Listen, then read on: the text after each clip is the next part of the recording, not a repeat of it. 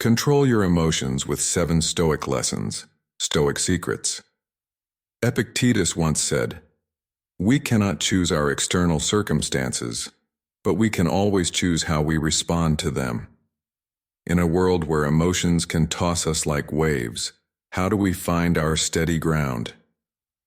Let's dive into 7 Stoic lessons that offer the key to mastering emotions and navigating life's storms with unwavering strength. But before we begin, a small request. If you enjoy what you're about to hear, please give the video a thumbs up. Your support helps us spread the wisdom of Stoicism even further, and if you're not already subscribed, consider hitting that subscribe button and ringing the bell so you never miss out on future content. Lesson number 1. Grasping what's in your hands, control what you can, accept what you can't. Epictetus. Ever felt like life threw you into a whirlwind? Not the kind with rain and thunder, but the storms of life. Those unexpected events, disappointments, or sudden changes that leave us feeling unsteady. The ancient Stoic philosophers from Greece and Rome offer us an anchor amidst these storms, the concept of control. Imagine this. You're all set for an outdoor event, but then it starts pouring rain. You can't control the weather, no matter how much you wish you could. But how you react to the rain, that's entirely up to you. You could grumble, get upset, or you could adapt. Maybe move the event indoors or see the rain as a refreshing change of pace. Epictetus, a Stoic philosopher who rose from slavery to become one of the most influential thinkers of his time, summed it up neatly. Some things are within our control and others are not. It sounds simple, doesn't it? But within this simplicity lies a profound wisdom that can reshape our lives. Each day, we encounter a variety of situations, some we can influence, like our routines, the media we consume, or the people we spend time with. But many things are beyond our reach. Global events, the actions of others, the passage of time, and yes, the weather. Here's where it gets fascinating. The Stoics believed that our well-being isn't dictated by external events, but by how we interpret and respond to them. It's not the event itself that stirs our emotions, but our judgment of it. Recall a time when you faced a setback. Maybe you missed out on a job opportunity. In the moment, it felt like a catastrophe. But over time, perhaps you realized it opened doors to better opportunities or personal growth. So how do we put this into practice? Start by asking yourself, can I control this situation? If yes, take action. If not, it's a chance to practice acceptance and adaptability. By truly grasping and internalizing this principle, we can release ourselves from unnecessary distress. We can navigate life's ups and downs with a sense of tranquility, knowing that while we can't control everything, we can adjust our responses. In a world that often feels chaotic, the concept of control serves as a guiding light. It reminds us to direct our efforts where they truly matter, and to find peace in acknowledging that some things are beyond our influence. Lesson number 2. Think before you act. Getting angry is like going crazy for a little while. Seneca.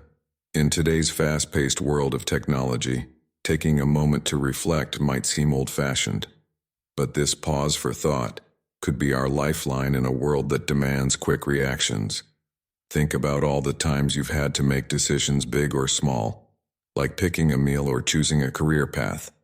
The choices are endless, but it's not just about the size of the decision, it's about how we approach it. Let's imagine a common situation. Receiving a message that rubs you the wrong way. Maybe it's a coworker criticizing your work or a friend making a thoughtless remark. Your initial reaction might be defensiveness or anger. But what if instead of diving headfirst into those emotions, you took a step back? By giving yourself a moment of detachment, you're not ignoring your feelings. You're giving them space to breathe, to be understood. Reflecting before reacting isn't about passively accepting or avoiding. It's about actively engaging with our thoughts and emotions. It's about asking ourselves questions. Why did that comment bother me so much? What past experiences or beliefs are influencing my feelings now? Is my reaction based on the present situation or past baggage? Moreover, this reflective practice fosters empathy. By giving ourselves time, we can also consider the perspectives of others. Maybe that coworker had a tough day, or that friend didn't realize the impact of their words. By reflecting, we open the door to understanding for ourselves and those around us. In relationships, this practice can be fundamental. How many misunderstandings could we avoid if we took a moment to think before reacting? How many bridges could we build instead of burning? It's in these moments of reflection that we find clarity, compassion, and connection. Additionally, in professional settings, the ability to pause and think is invaluable. Leaders who reflect before making decisions are often more respected and effective. They're seen as thoughtful, measured, and wise.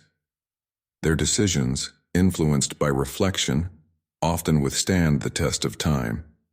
In a world that often feels like it's moving too quickly, taking time to reflect is a form of resistance. It's a quiet yet powerful declaration that we won't be swept away by the rush of immediacy.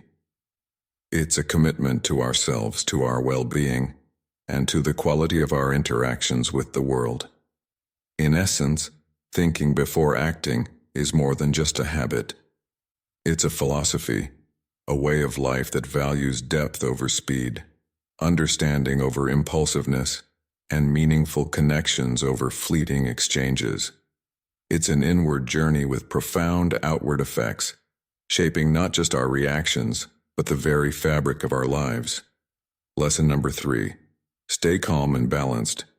In this moment, have clear judgment, act selflessly, accept all that happens right now.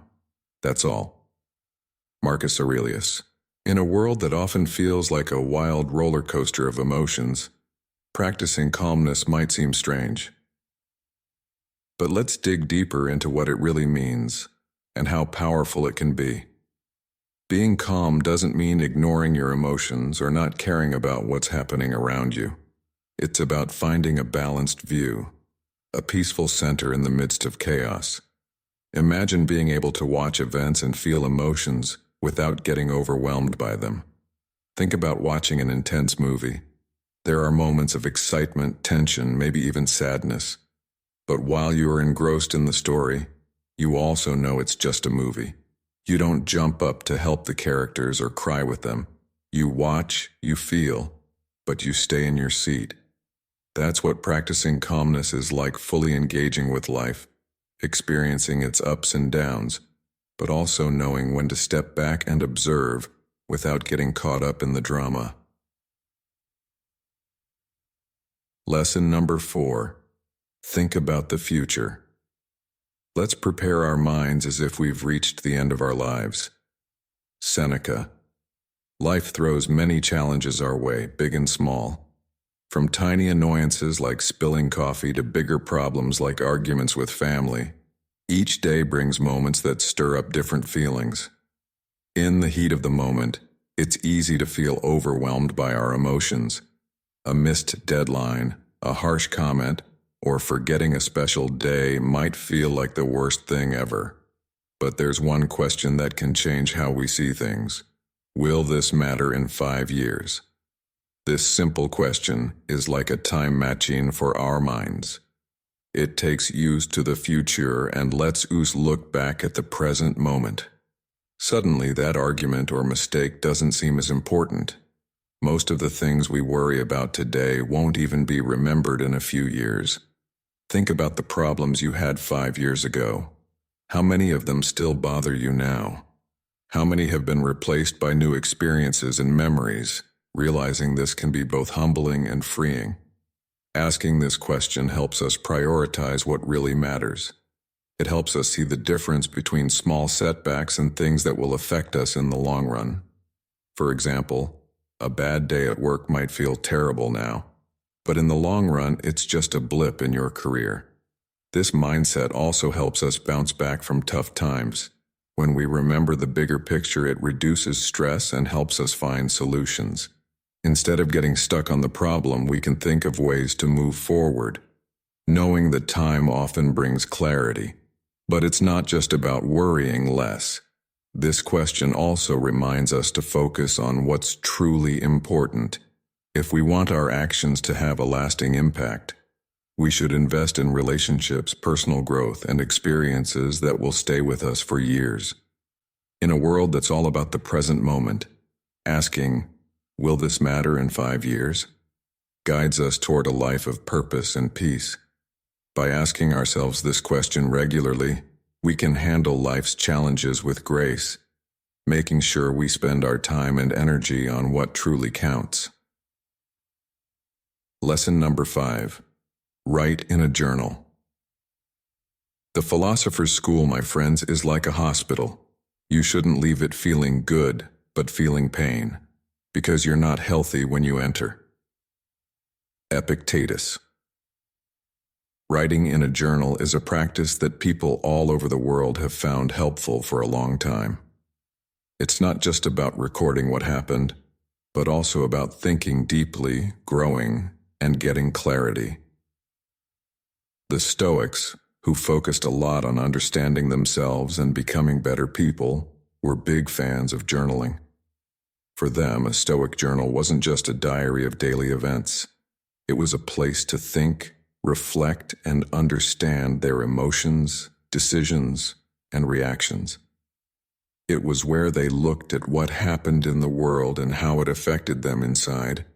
Imagine finishing your day by writing not just about what happened, but about how you felt and why. Why did a certain comment bother you? What made you happy during something ordinary? By thinking about our day like this, we start to see the patterns in our thoughts. We see what things make us feel a certain way, what values guide our choices, and what habits shape our lives. Marcus Aurelius, who was a Roman emperor and a Stoic philosopher, kept a journal called Meditations. It wasn't meant for anyone else to read, it was just for him. It was a way for him to talk to himself, to remind himself of Stoic ideas, and to deal with the challenges he faced. Through his writing, we see him struggling with his duties, his feelings, and his place in the world. But you don't have to be an emperor to benefit from journaling like a Stoic. In today's world, where there are so many distractions and so much information, taking time to think deeply is even more important. Writing in a journal every day can be like a grounding ritual. It helps you find clarity in a chaotic world. Over time, you might start to see some big insights. You might notice that certain things always stress you out, and you can decide to change them or how you see them. You might find that things like being thankful or paying attention help you feel better. Seeing these patterns can help you grow as a person. Writing in a Stoic journal also helps you be accountable. When you write every day, you have to face up to your feelings and your choices. You can't ignore it when you keep making the same mistakes or doing things you know aren't right. Instead, you're pushed to learn, change, and improve. It's like having a wise friend who listens without judging and helps you think things through. Writing like this is a way to grow, to understand yourself better, and to live the way you believe is right. Lesson number 6. Turn problems into chances. The thing that stops you from doing something can help you do it.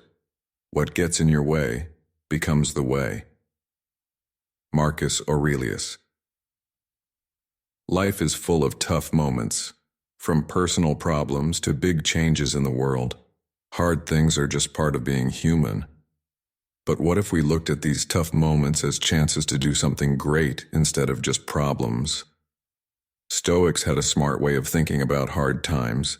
They believed that even though we can't control everything that happens to us, we can control how we think about it and what we do next. Changing how we see tough times can make them into lessons we really need. A saying by Marcus Aurelius, a Stoic thinker, shows this idea well. The thing that stops you from doing something can help you do it. What gets in your way becomes the way. This means that every problem, every tough thing, can push us forward if we decide to see it as a chance to get better. Imagine a river that hits a big rock in its way. Instead of stopping, the river finds a new way around the rock, maybe by wearing it down over time, or by going in a different direction. The rock, which seems like a problem, actually helps change the path of the river. In our lives, tough times can change where we're going, often leading us to things we never thought about before. For example, losing a job, even though it feels really bad at first, might help us find a new job we like even more, learn new things, or start our own business. Breaking up with someone might help us learn more about ourselves, grow as a person, and have better relationships in the future. Thinking like this also helps us be strong. When we start seeing problems as chances, we become better at dealing with tough things. Instead of asking, "Why is this happening to me?" we start asking, "What can I learn from this? How can this make me better?" Of course, this doesn't mean we should look for problems or ignore them when things are really tough. It's about seeing that every problem has something good inside it, like a seed that can grow into something great. By looking at problems in a positive way and being patient and strong, we can turn hard things into steps that help us grow, understand more, and be happier. Lesson number 7. Be thankful. Real happiness is enjoying what's happening now, without worrying too much about what might happen later. Seneca. Among all the feelings people have, being thankful is really special. It's like a bright thread in the big picture of life, bringing moments of joy, feeling good, and seeing things clearly. While sometimes we feel thankful without trying, Stoics thought it was important to make being grateful a habit, something we do every day to keep us grounded and appreciate all the good things in life. Being thankful isn't just about saying thanks. It's about really seeing all the good things around us, big and small. It's about noticing the beauty in everyday stuff, the lessons we learn from hard times, and how every moment is special because it doesn't last forever. Seneca, who was a famous Stoic thinker, once said, "Real happiness is enjoying what's happening now, without worrying too much about what might happen later." This is what being thankful is all about, focusing on what's happening right now, enjoying it, and being grateful for everything we have and experience. Think about the little things we often forget to appreciate: feeling warm when it's cold outside, hearing someone laugh, having a meal with people we care about, or just being able to breathe. When we take a moment to notice and be thankful for these things, it makes them even more special and important in our lives. Being thankful also helps us balance out our tendency to always want more or to worry about what we don't have. When we focus on what we do have instead of what we don't, we feel happier, envy other people less, and feel better overall. You might wonder, how do we get better at being thankful? It can be as easy as starting or ending each day by thinking of 3 things you're thankful for. As time goes on, doing this can change how you see things, making you more aware of all the good stuff in your life and helping you stay strong when things get tough. Also, being thankful makes our relationships stronger. When we thank people for being kind, helping us, or loving us, it brings us closer together, makes us respect each other more, and spreads good feelings all around. In a world where people always want more stuff, more success, more everything, being thankful reminds us of how much we already have. It tells us to enjoy what's happening right now, to welcome life with open arms, and to walk through life feeling grateful for everything. Conclusion. The ancient Stoic philosophy offers valuable guidance for handling our emotions, thinking clearly, and finding peace. By understanding what we can control, responding thoughtfully, balancing logic and emotions, keeping the bigger picture in mind, reflecting on our days, adapting to challenges, and appreciating life's blessings, we can journey through life with more emotional strength.